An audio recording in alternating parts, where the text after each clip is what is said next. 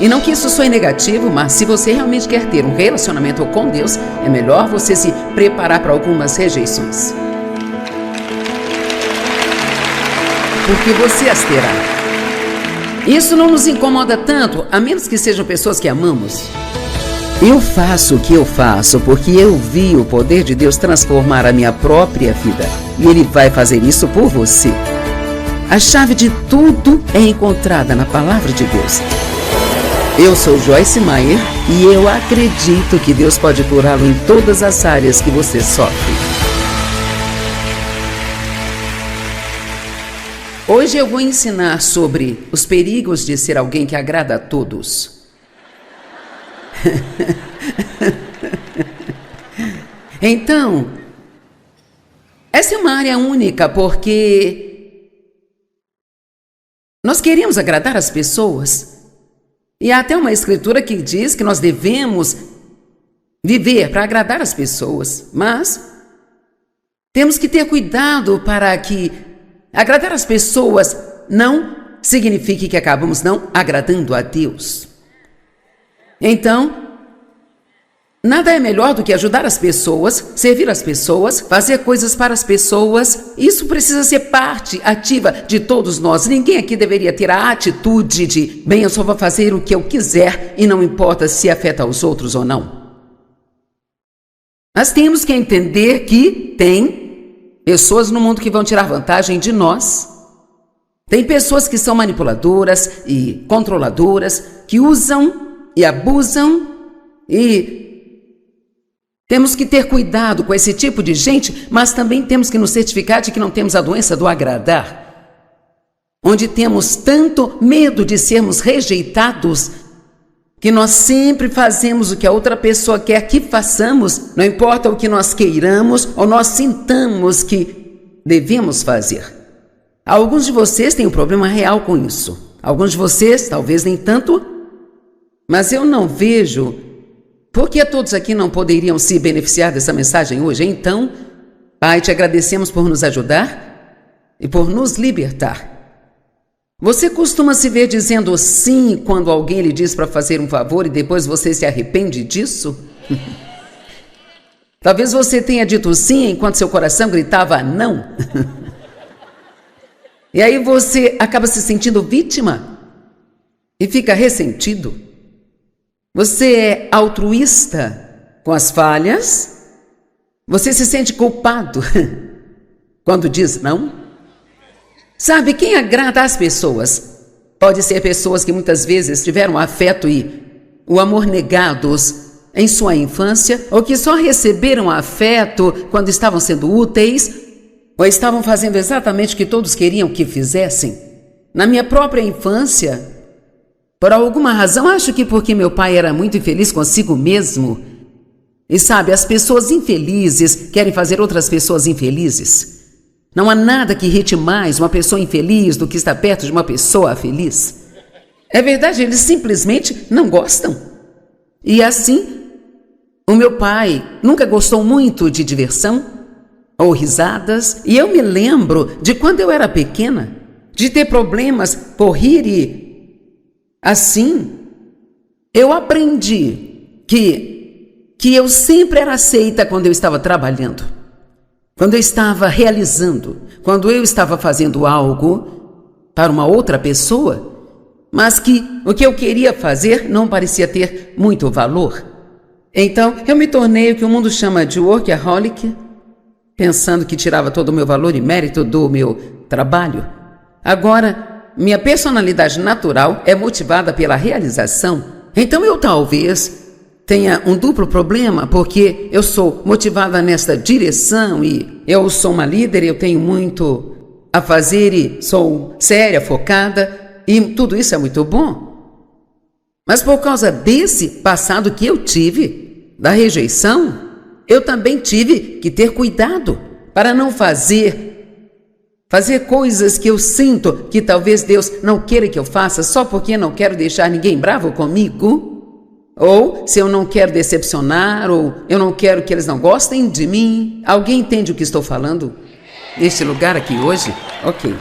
Especialmente a questão da raiva Porque o meu pai era um homem muito zangado e, sabe, continua a me surpreender o quanto nós aprendemos nos primeiros anos de formação da nossa vida e que nem sabemos que aprendemos, e isso simplesmente se torna parte de nós. E honestamente, às vezes você pode levar 75 anos para superar o que você aprendeu em 3 anos. Quando criança, nós passamos muito tempo desaprendendo coisas que aprendemos, além de tentar aprender coisas que precisamos aprender. Então, porque meu pai estava sempre com raiva e ficava violento quando estava com raiva, todos em casa meio que jogavam esse jogo, sabe? Todos fazíamos tudo o que podíamos para garantir que o papai não ficasse com raiva. E assim eu ainda, uma das minhas fraquezas hoje, não a única, mas uma delas, e uma que eu sei que tenho que vigiar, e é bom que você conheça suas fraquezas. Todos vocês precisam ser ousados para enfrentar suas fraquezas, porque essa é a área onde Satanás vai atacá-lo. Então você tem que estar ciente de quais são essas fraquezas. Então, eu não gosto quando as pessoas, especialmente da família, ficam bravas comigo. Agora, tem algumas pessoas que não me importo, mas na minha família, pessoas que eu tenho que ter por perto o tempo todo, eu não quero ninguém chateado. Nem que meus filhos fiquem bravos uns com os outros, nem que Dave, um de nossos filhos, fique bravo um com o outro. Eu cresci com tanta turbulência quando criança que eu realmente sou uma grande fã da paz. Bem, todos devemos querer a paz, mas nunca devemos jamais comprometer o que acreditamos que Deus quer que nós façamos para mantê-la, sabe? Se Deus manda confrontar, temos que confrontar. Se Ele disser diga não, precisamos dizer não. Então eu quero dizer novamente que não há nada de errado em agradar as pessoas, mas se isso significar que você não vai agradar a Deus para agradá-las, então você vai perder seu destino se fizer isso. Ouça o que o apóstolo Paulo disse, eu amo isso, Gálatas 1:10. Agora estou tentando ganhar o favor dos homens ou de Deus? Procuro agradar aos homens? Se eu ainda estivesse buscando popularidade com os homens, eu não seria agora um servo do Senhor Jesus Cristo. Sabe o que ele realmente está dizendo? Se meu objetivo fosse manter todos ao meu redor felizes, eu teria perdido meu destino.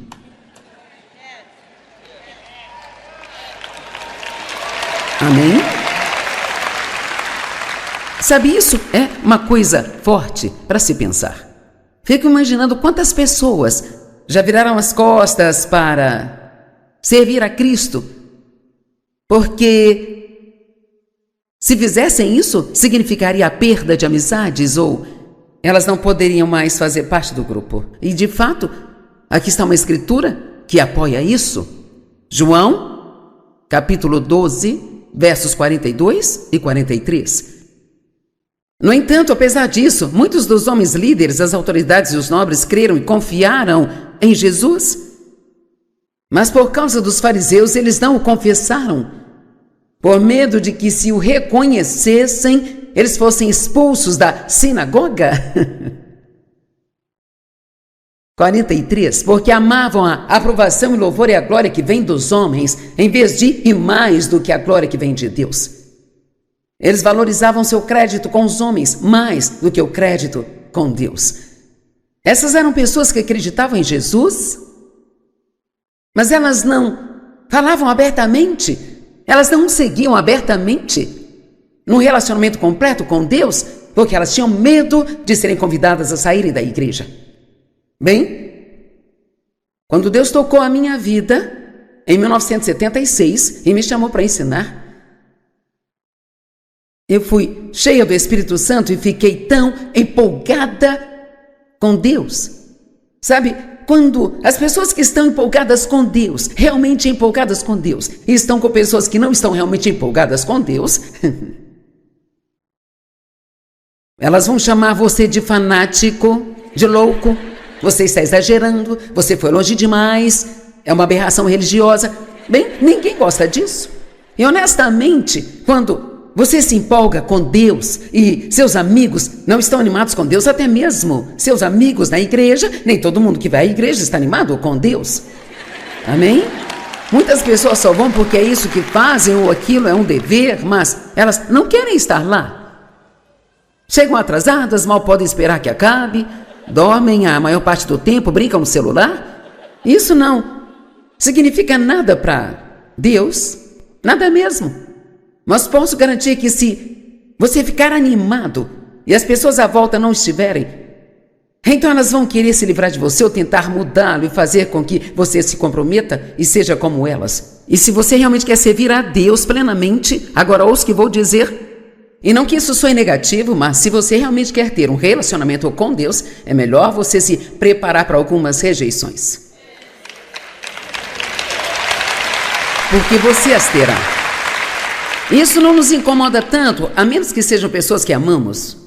Quando fiquei muito empolgada com Deus, fui convidada a sair da igreja e me deram duas opções. Você precisa parar de falar sobre essas coisas ou você terá que sair. Bem, ficar quieta não era minha opção. E não tenho certeza se eu seria muito melhor nisso agora, mas isso foi uma grande coisa para nós, porque o David cresceu naquela denominação em particular, todos na família faziam parte daquela denominação. Aquilo era o que nós éramos. Nossos filhos frequentavam a escola, nossa vida social girava em torno de lá. Então, sabe, para mim, para eu estar onde estou hoje, eu tive que estar disposta a perder alguma coisa. Vamos lá?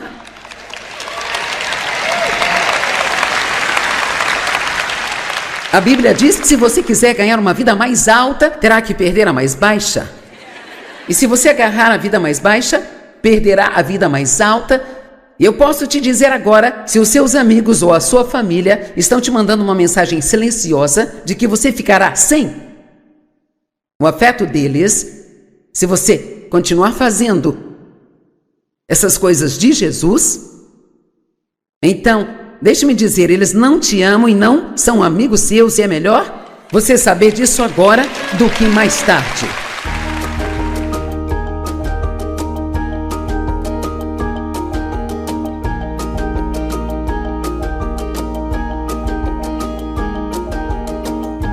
Joyce, nós vamos ajudar tantas pessoas hoje, porque... Talvez até nós mesmos. Exatamente. Vamos falar sobre como lidar com uma discussão de uma forma mais saudável e bíblica. Então, quer dizer, todos temos discussões, todos temos divergências. Ninguém pensa da mesma forma. Algumas coisas são maiores e mais difíceis de trabalhar do que outras. Mas quando algo aparece, sabe, talvez seja você e seu cônjuge, talvez seja você e um colega de trabalho ou um filho adulto, seja lá o que for, nunca é algo bom. Quer dizer, você sempre fica pensando como nós resolvemos isso. Certo. Então, uma das coisas que alguém mencionou quando estávamos falando sobre isso foi só: eu não quero lidar com isso, eu não quero pensar nisso, vou apenas evitar isso. É uma boa maneira de lidar com uma discussão? Bem, se você fizer isso, não vai haver nenhuma discussão, porque ninguém vai falar sobre nada, mas gostaria de dizer primeiro no que constitui uma discussão.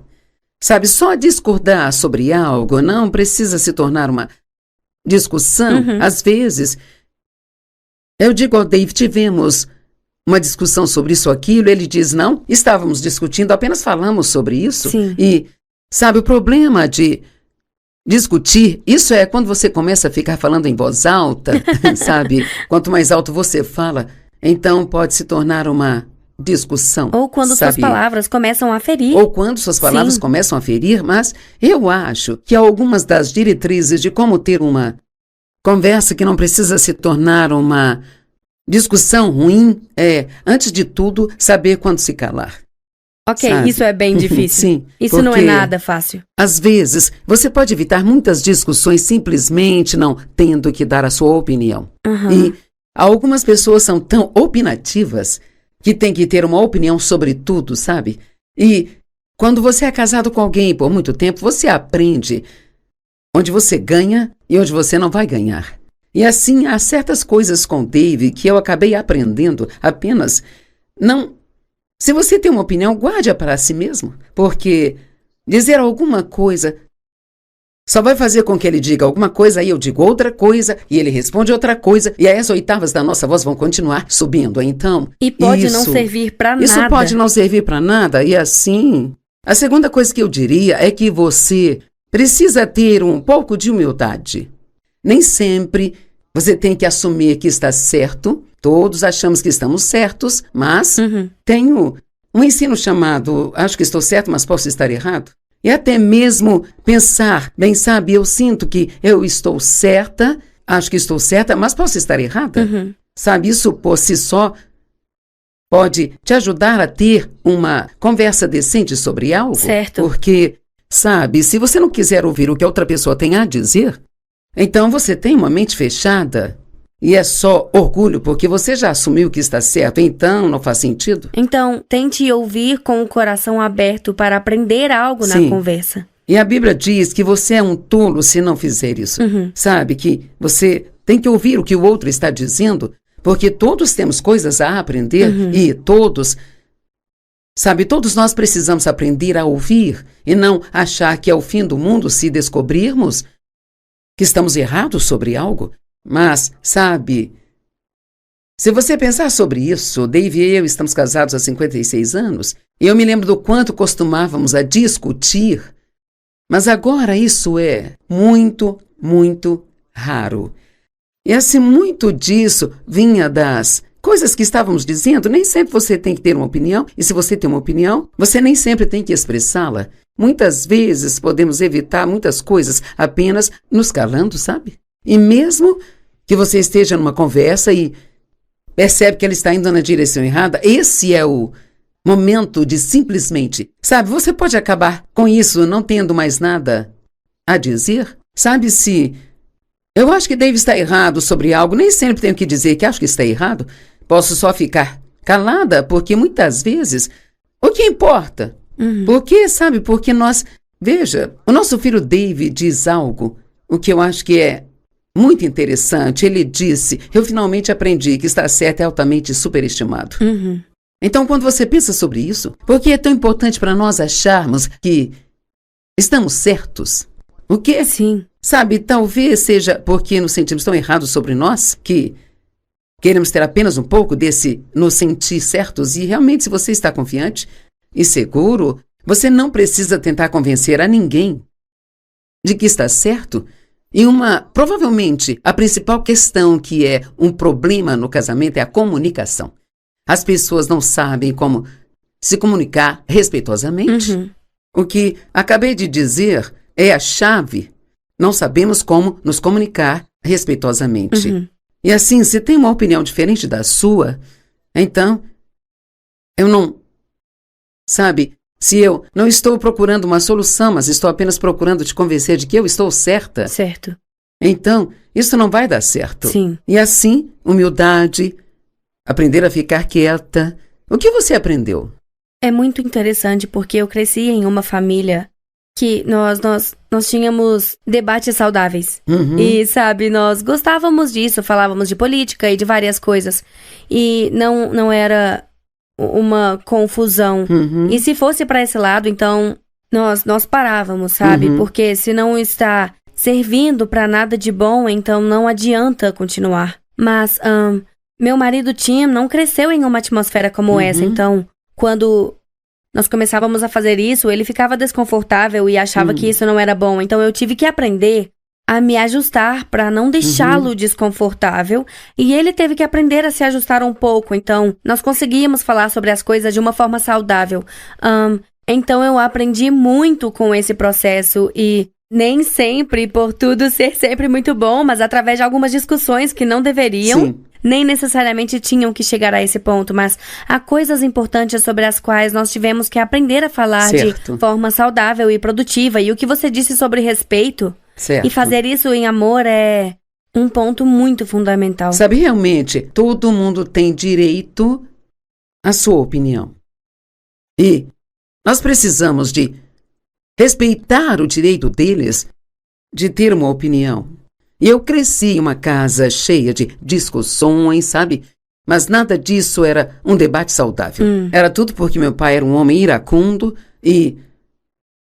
Realmente, muitas vezes, não havia muita discussão, porque tudo era do jeito dele, não importava o quê. Sim. E claro que eu não falava coisa alguma, senão eu levava um tapa, ou ele me mandava calar a boca, ou algo assim. Então, foi muito difícil ter uma personalidade forte e nunca ter nenhum tipo de liberdade para ser quem eu era e sempre ter que estar debaixo da autoridade de uma outra pessoa que estava errada na maioria das vezes.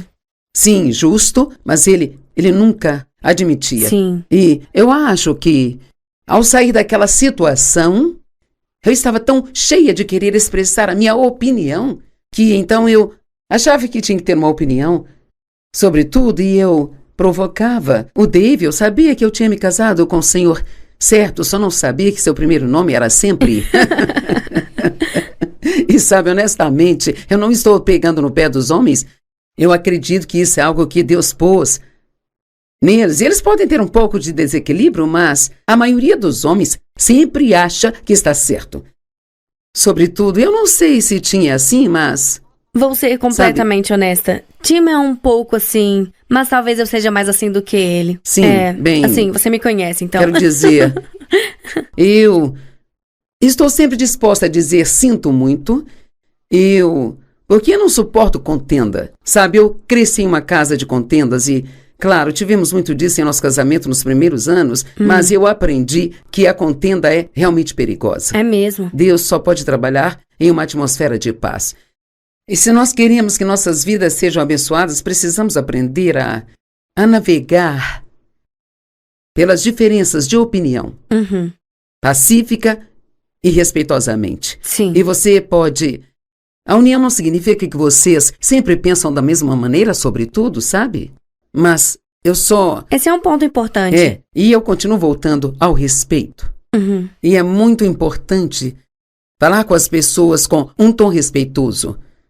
Falar com elas com palavras respeitosas. E até mesmo dizer coisas como, sabe, eu respeito o seu direito de ter a sua opinião.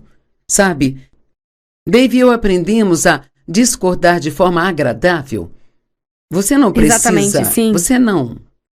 Você e eu somos amigas, mas não vamos concordar sobre tudo. Sabe, as pessoas são realmente muito diferentes. Sim. Então eu acho que, para as pessoas que estão assistindo, especialmente as que estão tentando...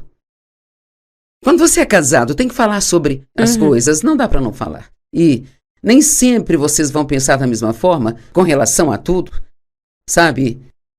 Comprometer é algo bom. Às vezes você terá parte do que quer e eu também vou ter e vamos conviver bem, mas há tantas decisões que vocês têm que tomar juntos sobre filhos, finanças, o que quer que seja, e tem que haver um dar e receber ou simplesmente haverá guerra o tempo todo, sabe? Você está certa. Então é muito importante aprender. A Bíblia diz, uma resposta branda desvia a ira. Então, sabe, o tom da voz tem muito a desempenhar nessas conversas entre o casal. Você pode dar uma resposta e parecer um sabichão? Ou pode dizer as coisas em um tom respeitoso? E isso, realmente, o tom de voz que você usa é extremamente importante. E assim... E se você tiver que fazer uma pausa para poder recuperar ou algo do tipo, recue também. Certo. Como você disse, só fique quieto. Sim, na verdade, quando eu tinha conversas com Dave, que percebia que estavam indo na direção errada, eu me levantava e dizia a ele, estou indo ao banheiro e volto já. Porque eu tinha que ir ao banheiro e ter uma conversa comigo mesma, antes de poder voltar e continuar a conversa com ele. Porque eu podia me sentir ficando na defensiva e não querendo ser maleável, ou admitir que eu estava errada. Então eu ia e dizia, tudo bem, Joyce, desista disso. Vamos abrir mão do orgulho. Deus me ajude a ter um espírito humilde aqui. Eu não quero discutir. Se estiver errada, me ajude a admitir isso. Sim. E assim, às vezes é bom apenas recuar um pouco e meio que redirecionar e acertar as coisas. Isso é então, algo com o qual Deus me ajudou, especialmente nesses, eu não sei, últimos 15 anos ou mais, sabe? Ele tem trabalhado isso em mim, neste desejo de estar certa, de achar que está certa. Isso não significa que você está certo. Certo. E assim, não importa o que, sabe, as pessoas pensam, quer Certo. dizer, todas essas coisas que você acha que importam, eles precisam saber que eu sei disso, Sim. ou eles precisam saber que eu estava certa sobre isso. Nenhuma dessas coisas Certo. importa. E ser capaz de abrir mão dessas coisas e tratar as pessoas com Sim. respeito e amor, realmente nos muda muito mesmo. E quando não é aquele instinto natural, quer dizer, você pode ver isso em uma criança de 3 ou 4 anos, sabe? Certo, ó, sim. Não é assim que aprendemos. Certo. Então é algo que Deus tem que nos ensinar ao longo do caminho. Sim, eu acredito que Deus acabou de pôr isso no meu coração. Você não precisa tentar provar que está certo. Que diferença faz acharem que você está errado? Se você precisa, e esta é a parte importante, se você precisa de provar que está certo, deixe-me cuidar disso. Porque ele pode fazer isso. Só queremos que as pessoas sejam pacíficas e convivam bem. Isso faz cada dia ser melhor. Obrigada.